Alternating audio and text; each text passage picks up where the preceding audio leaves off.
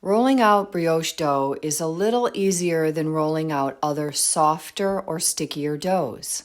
I remove the condensation that gathered overnight in the cooler so that it doesn't interact with the table, the bread flour on the table, or my dough. The curved edge of a plastic bowl scraper in a sharp jabbing motion is the best tool to get the dough out of the bowl, and the sharp, straight edge of a bench knife is the perfect tool to scrape in the direction of the wood, the flour away from my work area. I don't want to overwork the dough, and as you can see, it's somewhat dry and very firm. The butter solidified overnight, and it has a nice structure. If you go back and look at the dough in my last video, you'll see how slack it was and how much it's developed overnight. When you are rolling out any dough, you want a good stance working from a strong core, and you don't want to roll past the edges of the dough, rolling from the center outward, and not using your forearms. Good form is good for you and it's good for the dough.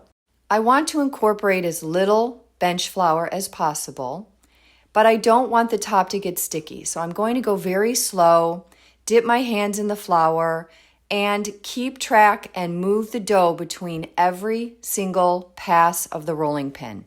To check in every now and then, you want to touch the edges of your dough like I am and let it shrink back together. This helps you determine how thick the dough actually is. I'm aiming for between 3/4 of an inch and an inch, and I'm using a small cutter. These are not large donuts. This is very key to the success of your final donut. The way that you cut a donut is repetitive.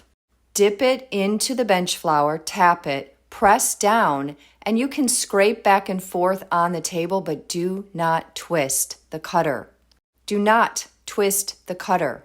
I place the donuts in the formation of first to last, and I do that with the donut holes as well.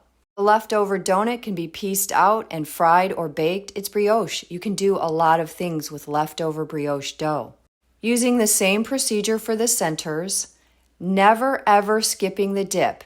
Making sure that you do everything every time for the best possible outcome builds on the next stage, so that when you look back and you wonder what happened with your donuts, you know that you followed best practices the entire time. Like reading a book, my donuts on the tray go left to right, top to bottom. The top left are the ones that will be fried first. They've been proofing the longest. The next step is frying the donuts, and that's a whole nother procedure.